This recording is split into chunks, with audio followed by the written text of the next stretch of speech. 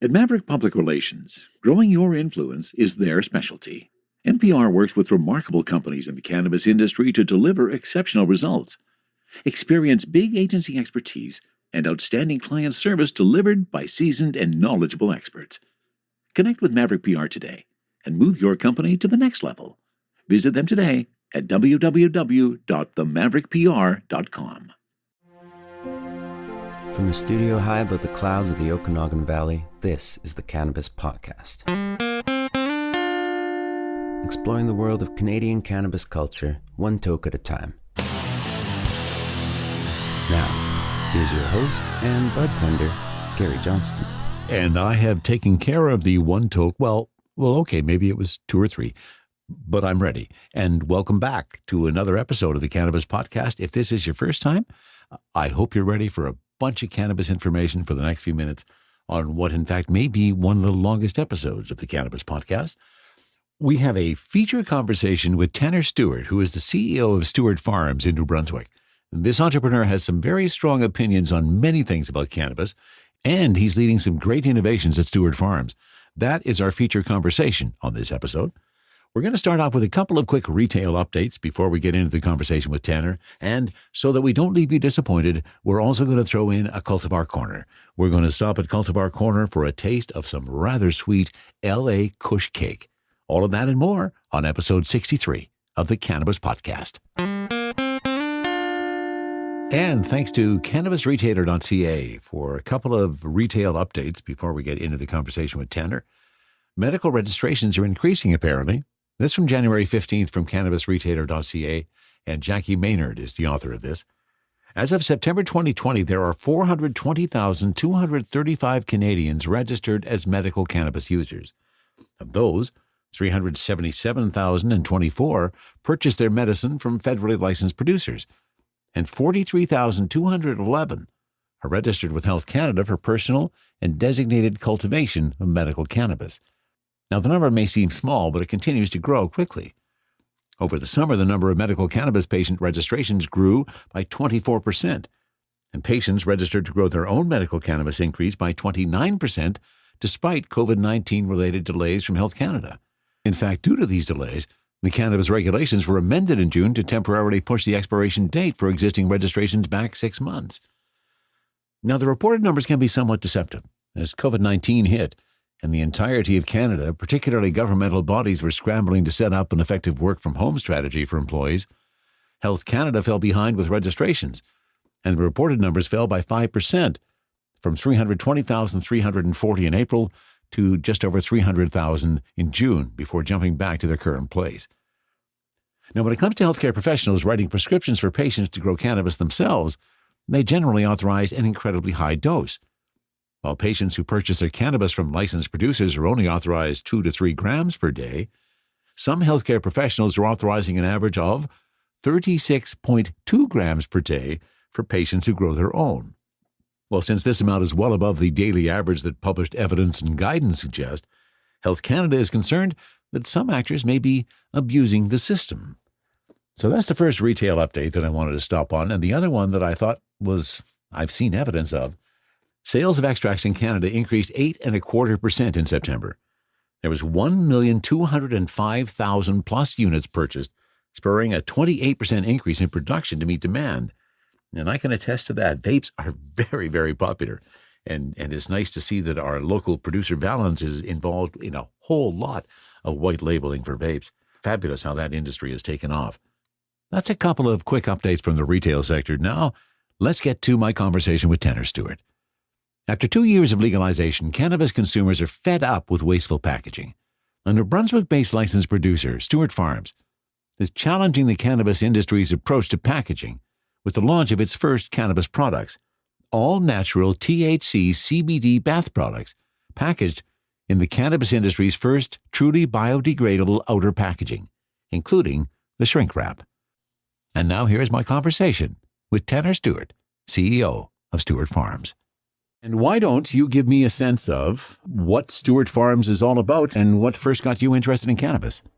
Yeah, well, my interest in cannabis started, like many people, almost 2 decades ago in high school.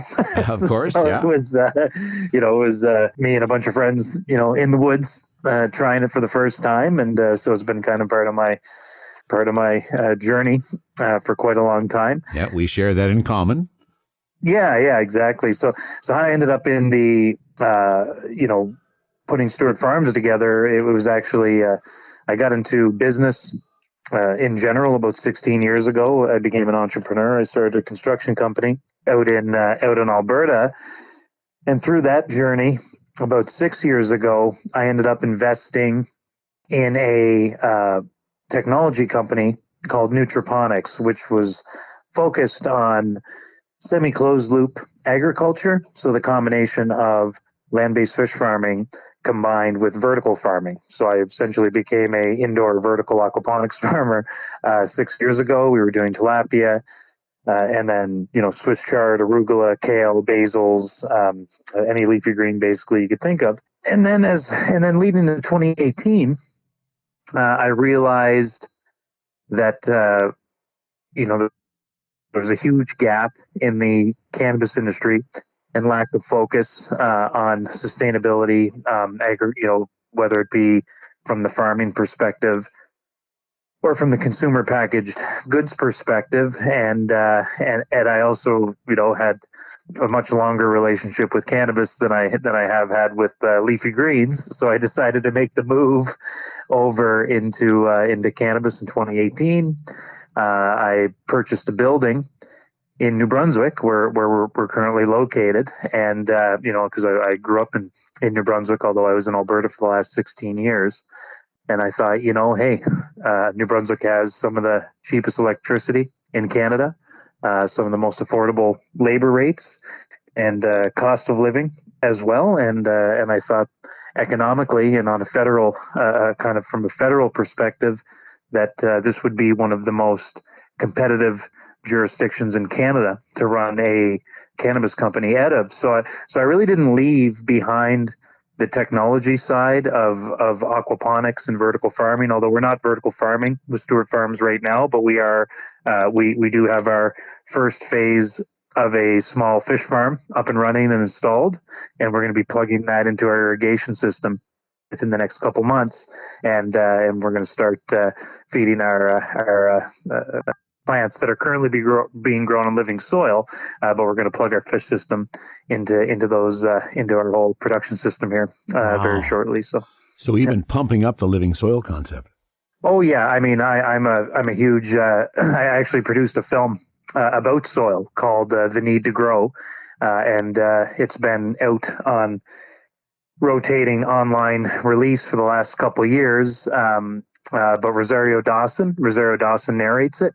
It became an even bigger deal recently because, Rosario Dawson was already a huge deal for us to begin with. But as a sci-fi geek and huge Star Wars fan, she is now Ahsoka Tano, which that was episode 5 of The Mandalorian. So she's a Jedi now. So when she originally narrated our film, she wasn't a Jedi, but now she's a Jedi. That's very, very cool. Yeah, but it's all about living soil. So I'm a huge living soil advocate. Yeah. And that goes hand in hand with aquaponics, right? If you're an aquaponics farmer, you believe in, living grow mediums, basically. Yeah, absolutely. That makes total sense. Well, it sounds like what you're doing at Stewart Farms has some real innovation to the approach, unlike what we've seen in some of the industries. Give me a sense of what you guys are doing. I know that the biodegradable packaging is a big deal for you, Tanner. Mm-hmm. Give me a sense of what really appeals to you with what you're doing at Stewart Farms in that regard. Yeah, so as you mentioned, we just launched our first products into the Canadian market in New Brunswick and also in Alberta. We chose bath bombs to put our first foot forward. Yeah, I think that's a cool first entry. Yeah, we're pretty excited about it, and pun intended, it happened completely organically. Over the last year and a half. Originally, we had did these bath bombs as an interesting concept to teach people about terpenes within cannabis strains. So our first 3 bath bombs are Bubba Kush, Trainwreck, and Blue Dream. So those are all classic and quite popular cannabis strains. So the idea was, so we said, well, why don't we take those strains or a series of strains, and we will look at the terpene profile per strain, and we'll copy the terpene profile botanically with botanical terpenes, design a bath bomb, and we did soaps and teas as well, and then really just educate people about, hey, terpenes are actually essential oils, and terpenes and essential oils are in every plant in nature, and just draw that connection and start that conversation. And we did them as a giveaway, and we just gave them away a year and a half ago. And at this event, the World Cannabis Congress in St. John, I think it was June 2019, that conference occurred. Actually, it was the same conference that Martha Stewart was at. Bruce, when Bruce Linton announced the Martha Stewart partnership with Canopy, Martha Stewart was there, and I tried to tell her that I was her long lost son, but she didn't buy it. It was kind of an investment play, but it didn't work out. Why wouldn't you try that, eh? I was like, Mom, it's me. Good for you, Tanner. Our security guard just brushed me away. So it was a great event, and we had tons of people through our we did a cannabis museum, basically, all about the history of medical cannabis. And at the very end of it, people went through our venue, and they got to collect their bath bombs and their teas and their soaps. They had a little shopping bag, and they were just blown away. And then we had all kinds of people say, hey, can I wholesale these? And none of this was infused, right? So these are all non-infused products, right? Okay. At this time. So we said, hey, well, why don't we start selling our non-infused products? So we started selling these products essentially with no cannabis in them online last, December 2019. And people, just they got great reviews. People loved them. So then we eventually realized, when we got our license in April 2020, this past year, we were like, my gosh, like nothing like this is on the market yet. It's true. We have to hurry up and get this on the market, right? so all of a sudden, this free giveaway that was meant to be an educational tool to help, kind of move the whole industry forward and educate about terpenes, is currently one of the most important things our company is doing. It's the first thing that we're generating revenue off. So then when you get back to the packaging side of it, that's who we are.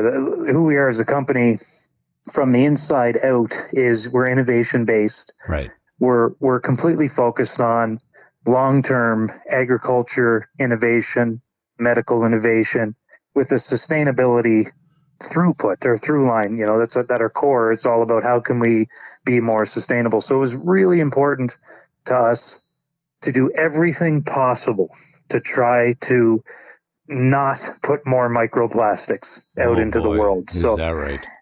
Yeah, so we've succeeded with our first product. Now, I'm not sure we're going to be able to do it every time, but I can tell you this.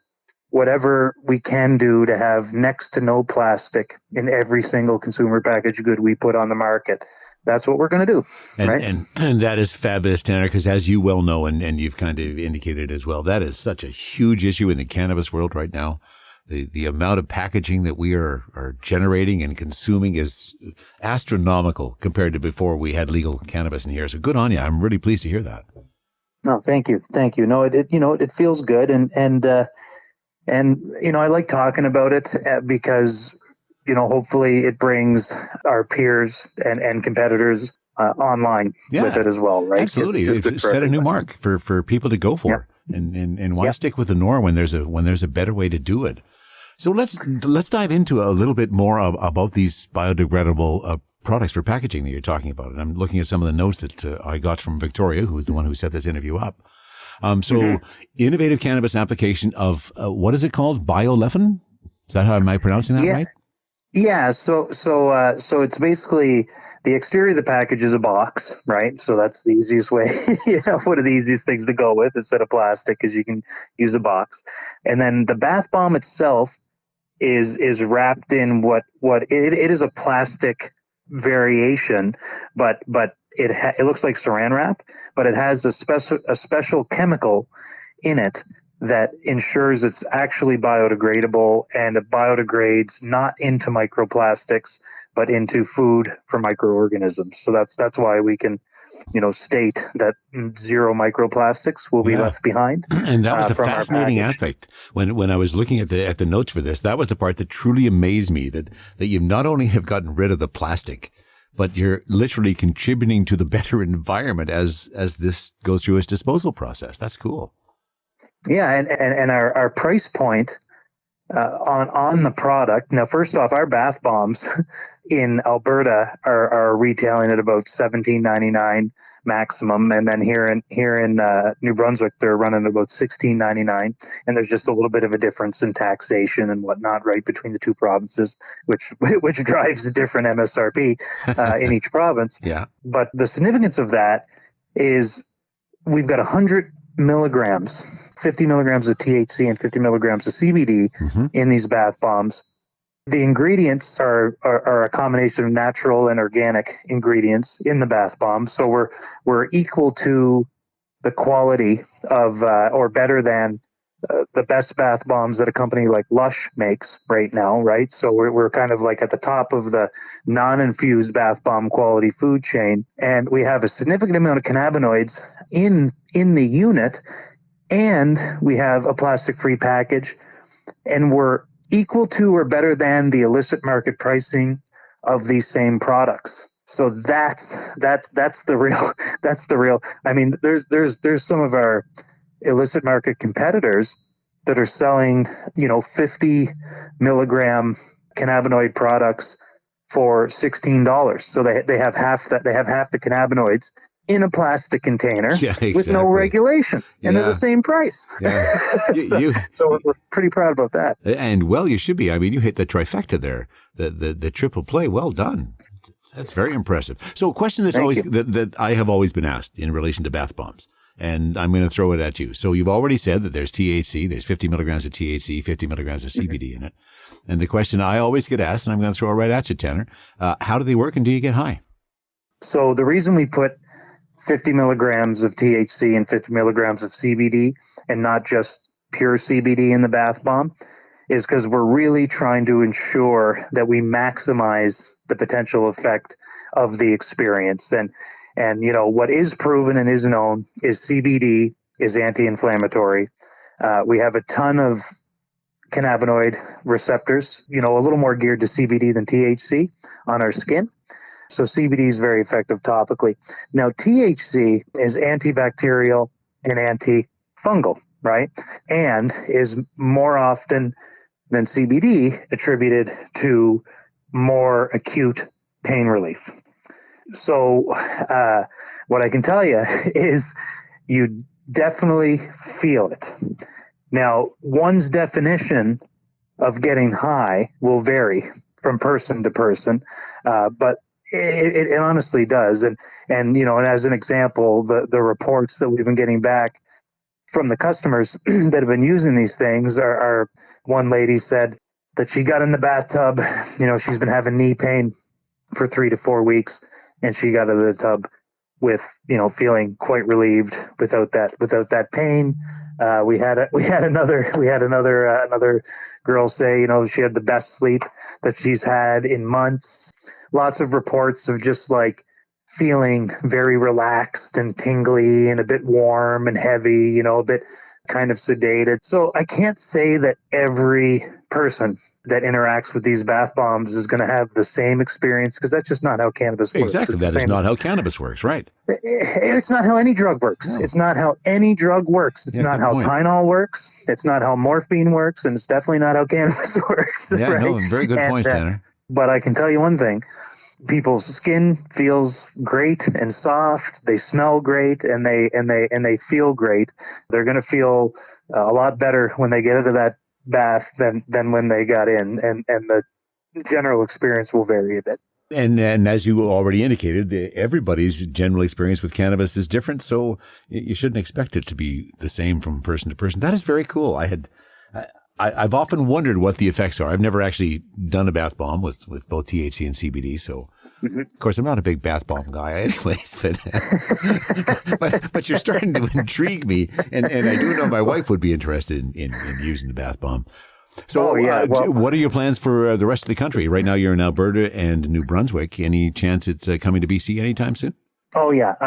So hopefully within Q2 we'll be able to launch more or less in the rest of Canada, and that really is purely a manufacturing ramp up and a constraint, right? So it's like making sure that we ramp up at the proper speed to and ensure that every time we launch in a market that we don't have any gaps, right? So it's kind of nice that we started in 2 provinces.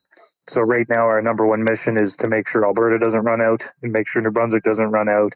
And as soon as we can within Q2, bring BC online, Ontario, Saskatchewan, Manitoba, the rest of the East Coast. I mean, our goal is to be across Canada with hopefully more than just bath bombs. Yeah, absolutely. By the end of 2021. So you do have other plans? Bath bombs is the product that the universe decided you should put out first. Yeah. And you do have some plans for others? Oh yeah. Yeah. We have, I would say about 6 to 10 products outside of the bath bombs currently in development. I don't want to bring them up on this podcast, course, but you don't want to let anybody know. But I can tell you, they're all being designed with the same intent and ethics and through line that we're developing all our other products with. So. Yeah, well, and you've impressed me with the ethics of your company and the approach that you're taking on all these things. Very, very impressive. So you may have touched on this earlier when you talked a little bit about introducing some fish oil into this, but can you describe for me what regenerative, if I can say the word, and I haven't had enough to smoke here today, that's why I'm not able to speak properly, regenerative cannabis farming. What's all that about, Tanner? Yeah, so we're really trying to adopt the language of and the word regenerative. See, it's tough for you to say too. It is tough for me to say. So it's not the best marketing word. Well, you'll find a different twist. Yeah, but it is more specific and more meaningful than sustainable. Sustainability, which of course I still use that word continuously because I know what sustainability means to me, right?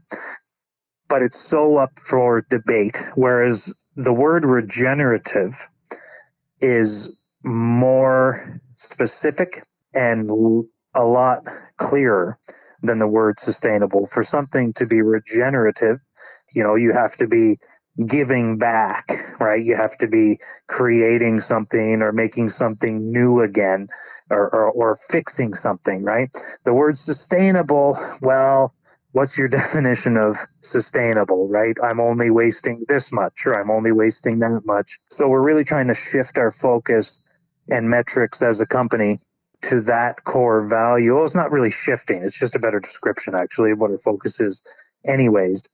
So for us, what that means is understanding the impact of everything we do, assessing where all the waste is in our process, whether it's on the consumer packaged good manufacturing side or it's on the farming side. How much water are we wasting? Are we using disposable plastic? Anything where we can get rid of that, right? What are the impacts of moving away from this disposable thing over to this thing that we have to clean? Do we have to use chemicals to clean it, right? It's really just kind of first understanding where we're at. And then part 2 is understanding what we're doing to give back. So the perfect example I can give you from our cultivation is that we're composting all of our living soil and we're composting all of our root balls and all of our fan leaves and all of our biomass, right? We got a great big compost pile. We're going to continue to feed into that compost pile. So none of our organic outputs from our farming operations are getting mixed with, urea, which was happening in the earliest days of our industry. While everybody was using kitty litter to destroy it was right in the Health Canada I know. example. It's still bizarre. Yeah, so some people are still doing that, and it's just really from a perspective of I mean, I'm going to call that laziness. Actually, there's nothing more to call that than laziness, because we just changed our SOPs to compost, right? What Health Canada wants to understand, that you're destroying the product and that you're tracking everything. I mean, really, Health Canada's regulations are about ensuring you're not doing anything illicit, right? Yeah, That's really, the that's whole what it point. is. Yeah. Yeah, you're not selling, you're not pretending you're destroying something and selling it out the back door. That's the whole purpose. So we just formatted our SOP that we, have our waste basically kind of get mixed with soil. So you mix all your biomass with soil and water, and you let it rot for a day or 12 hours, and then you put it in the compost pile. End of story. And then we're going to use that compost pile to either grow more outdoor cannabis crops, or Tanner Stewart and the Stewart family will have the best vegetable garden in all of New Brunswick. Yeah, absolutely. I could just imagine what the vegetables would come out of that, and then you could talk about infused vegetables after that. Yeah, exactly. See what the universe does with that idea. Then I can get back to lettuce again. There you go. So with the experience you've had in building Stewart Farms, Tanner, and all the effort you've done, and you've been looking, as we all have been, at the legal cannabis world for the last 2 years, what do you think are some of the things that they just didn't get right from the beginning that you'd like to see some changes made to? Oh, okay. Do we have another hour? Yeah, that might be a bit too much of a question, but I'll take your answer anyways. Such a loaded question. Okay, well, I mean, first off, taxing medical cannabis, like, that is completely unethical. It needs to be eliminated immediately. As far as I'm aware, there is no tax on any other medication in Canada. So that, through action, is a statement that part of the legalization maneuver was and is to generate revenue. So as a government, you can't say that we are doing this to remove the illicit market on one hand, and on the other hand, take something that's classified as a medical tool and drug and tax it, where you're not taxing big pharma, right?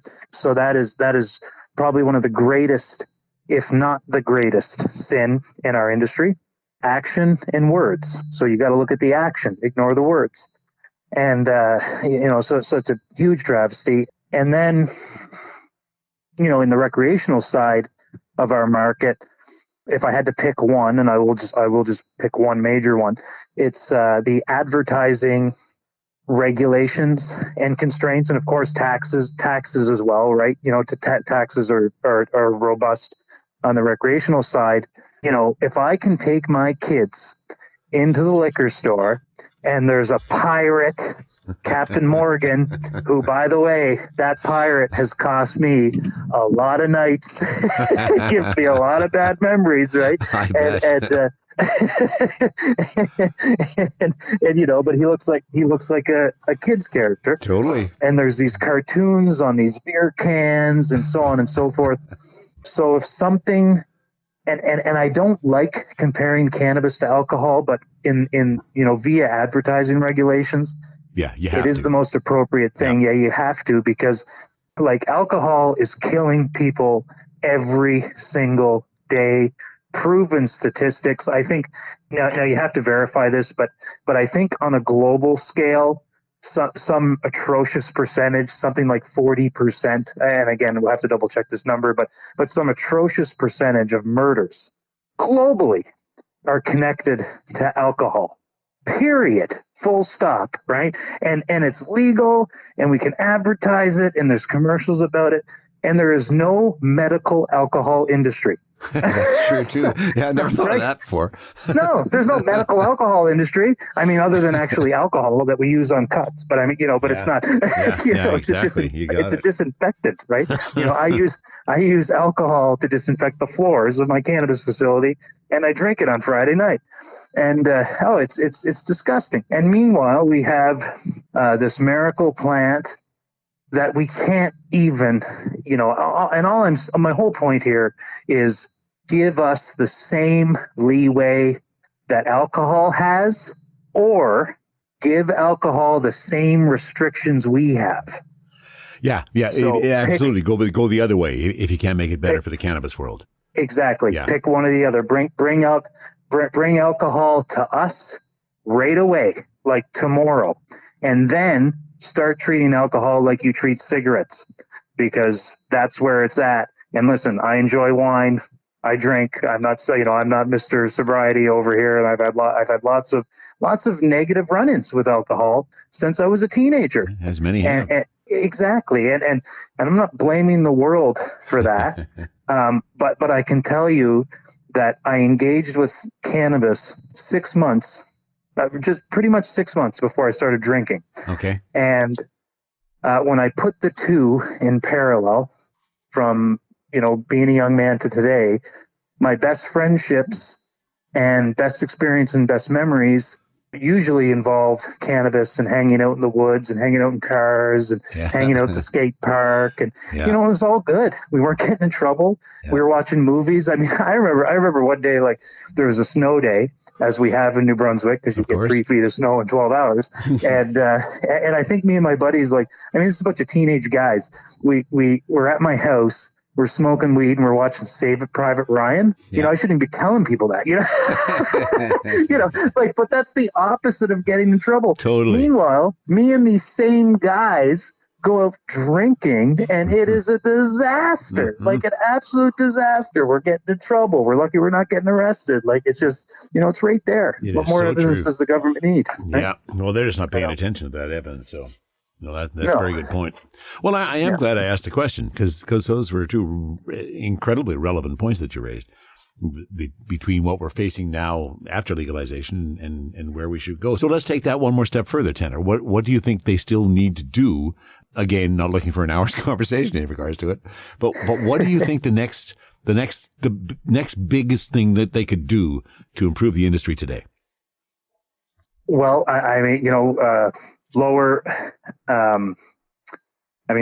eliminate taxes on medical cannabis. That would be massive.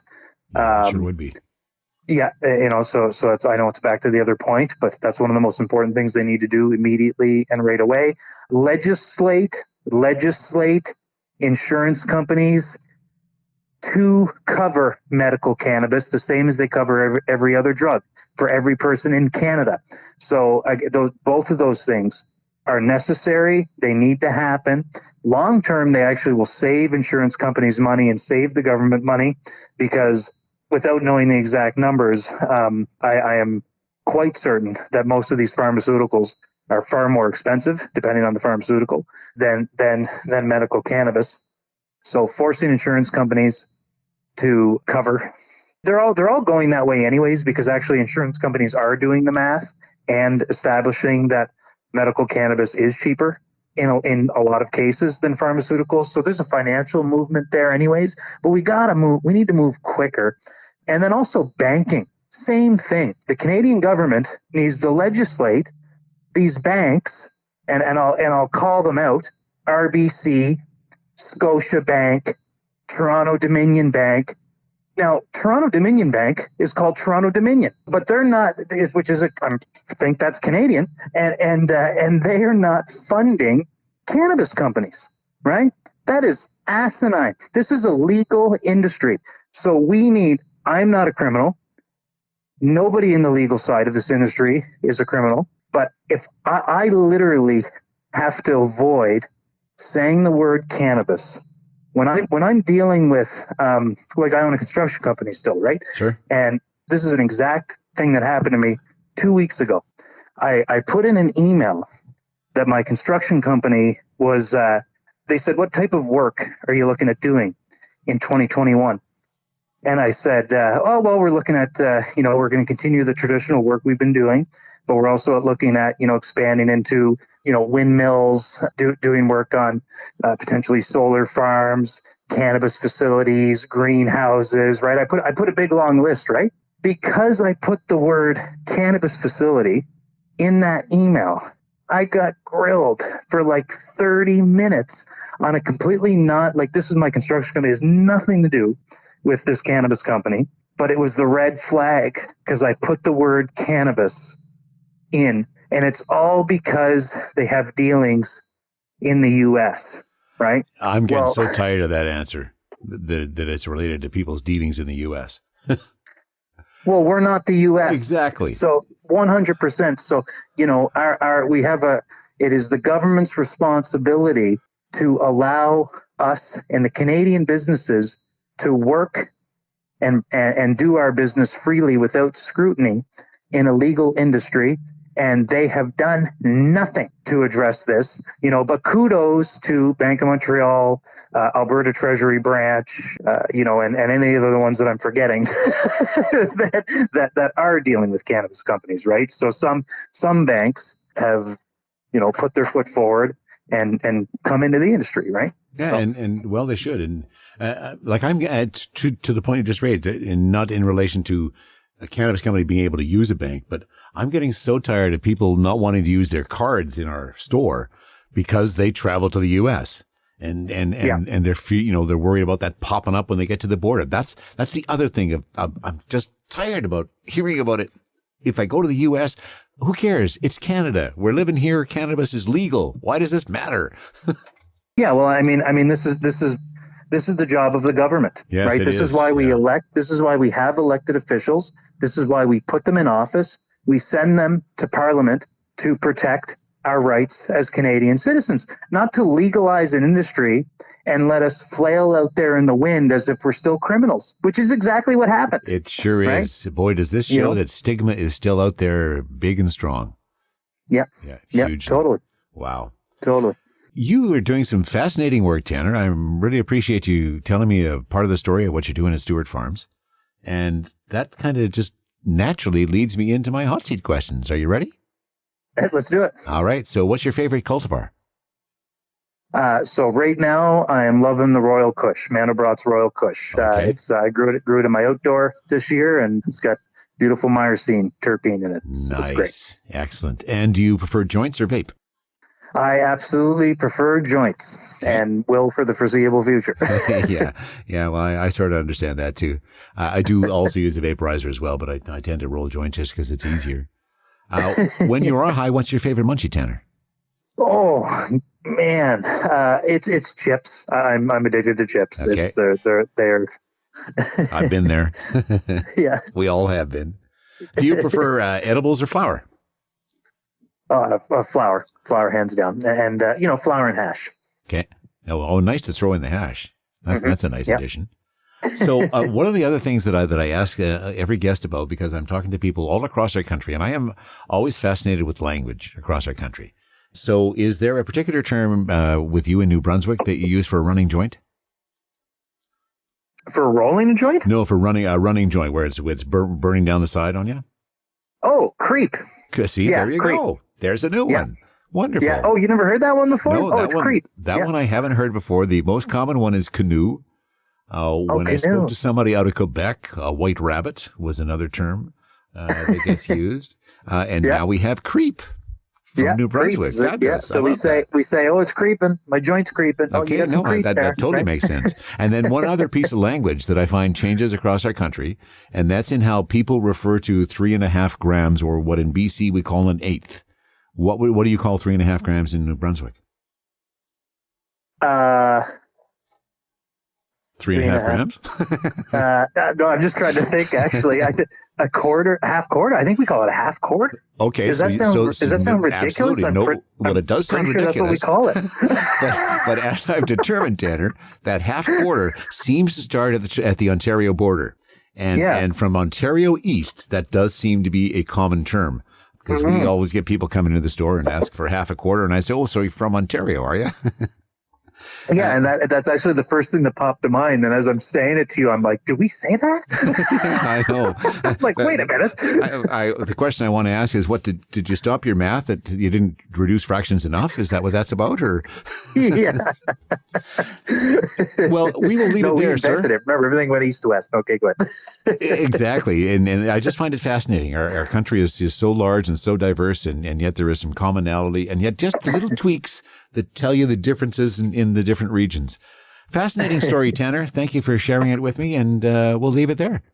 All right. Well, thanks so much for having me. All right. You have yourself a great night. Happy 2020. Yeah, 2021. Are you ready for liftoff? Don't miss Canada's #1 cannabis conference and trade show, Lift & Co Expo, coming this May 12 to 15 to Metro Toronto Convention Centre. Level up your industry intel at the Lift Cannabis Business Conference. Connect with movers and shakers from across the cannabis industry and preview new products and services from 250 plus exhibitors. Plus, everyone loves Lift & Co Expo's prizes, live music, and more. Visit liftexpo.ca for tickets. That's liftexpo.ca. THC, CBD, terpene profiles, what's in me? Oh, please explain to me. Cultivar Corner, Cultivar Corner, oh yeah. Cultivar Corner, please explain this stuff to me. And on Cultivar Corner today, we are taking a look at a new LP and a new strain. Just came into the store in the last couple of weeks. And this is from a company out of Edmonton, Alberta, and they're known by the name Natural History. The parent company is Atlas Growers, but Natural History is the brand that they're using to sell this particular product. And some cool ideas they're bringing to the table. We've talked a lot about how having the terpene information on the packaging is where we need to get to, and we're getting closer and closer to that. They have taken a different approach, kind of a similar approach to what Leafly was doing. If you've checked out Leafly over the last couple of years, you'll notice that they display the terpenes for the strains or the cultivars that they talk about in a color format. Color and shapes is what they use to denote the particular terpenes. Well, Natural History is kind of taking that approach a little bit further. In fact, on the packaging, they have a color-coded array of what the terpenes are in that particular strain. Now, the issues with having a color-coded array to tell you the terpenes, there's no legend on the package, so you have no idea what colors those are.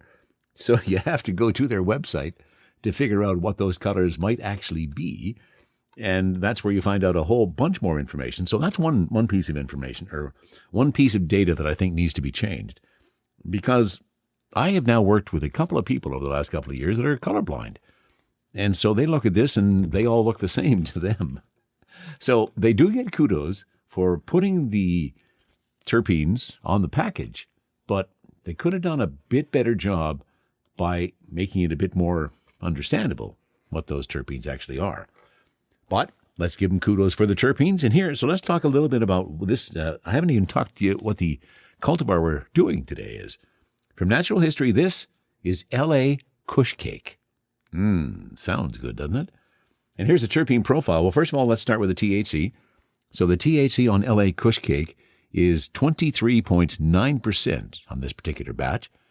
And here's the terpene profile. 34% is trans-beta-caryophyllene, 15% of trans-neurolidol, 11% of beta-myrcene, 9% limonene, and 9% alpha-humanine.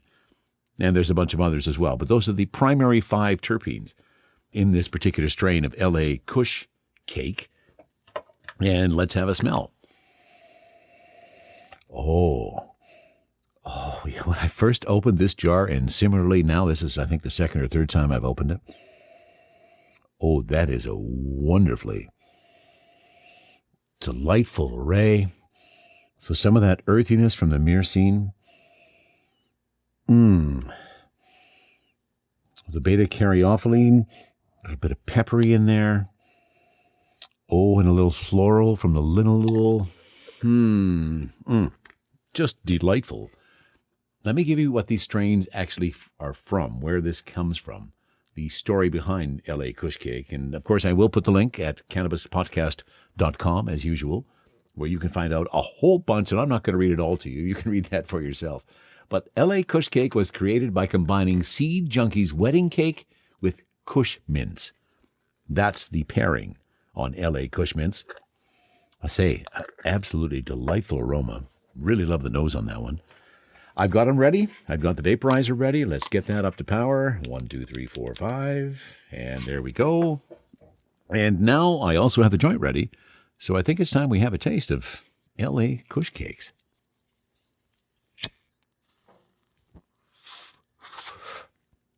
An indica hybrid, 23.9% THC.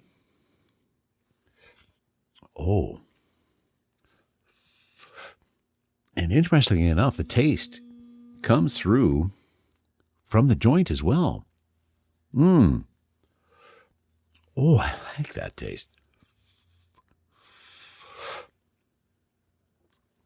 A bit of the earthiness, some of the floral from the little pepper. Oh, that is just a delightful combination. All right, 3 hits off the joint.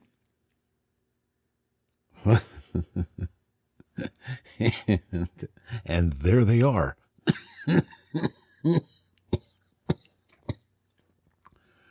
I thought that was an appropriate point for a pregnant pause. And while I hung in that pregnant pause, suddenly, bam, my happy eyes are here. Oh boy, I really like the taste of that one. Okay, I'm going to check the flavor profile over on the other side. Oh. I have to say, I'm pretty impressed with my initial feeling on this. While I wait for the vaporizer to warm up after that little power outage, I feel I eagerly want to pull in another toke, hold it in there and express that. Oh yeah, really liking this LA Kush Cake. Okay, the vaporizer is ready. Let's see what it tastes like that way.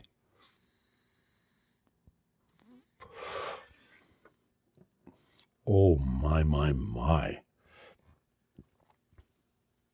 Oh, full flavor. Oh, more of that earthiness. And that little just adds just a nice touch of floral scent to it and floral taste.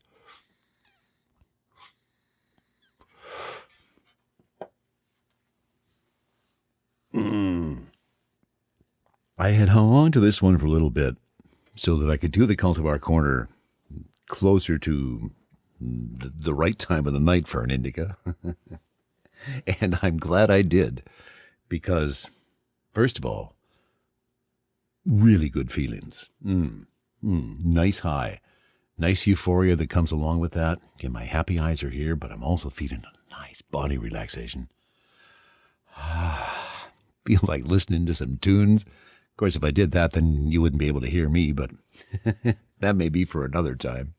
And somebody who had also tried it mentioned the same thing, that it's really good for watching movies and listening to some tunes. So that would be an excellent activity to take part in. And let me give you a little bit more detail on this LA Kush Cake. With its high THC content, this indica-dominant LA Kush Cake was named Best Personal Flower at the 2019 Emerald Cup Awards. And as they say on the Natural History website, while awards are great, it's the cake-like terpene profile that keeps this standout cultivar in our hand-picked collection of genetics. And of course, they also score multiple points because they call it a cultivar. Thank you, the folks at Natural History. So, LA Kush Cake, I think I'm going to be coming back for more. Well, I think you'd have to agree that was a rather full episode of the Cannabis Podcast. And let me finish with a quote out of the Cannabis, the Canadian Weed Reader by E. Reed Ross. This is number 136. And I know you're not traveling right now, but let's just imagine that you actually could travel. And if you did travel to Dubai, you should take a break from your favorite pastime until your visit is concluded. Just ask Keith Brown, a British traveler who was arrested and sentenced to 4 years in prison after airport customs officials discovered a speck of weed smaller than a grain of sugar stuck to the underside of his shoe. So there's your advice if you're ever traveling to Dubai. Give up the weed when you're on your travels. And that wraps it up for this episode. If you ever have any comments about anything you hear or suggestions you have for future topics or people perhaps who should be interviewed, please send them along to info@cannabispodcast.com. That wraps it up for episode 63 of the Cannabis Podcast. From the Cannabis-infused studio, high above the Okanagan Valley, this was the Cannabis Podcast.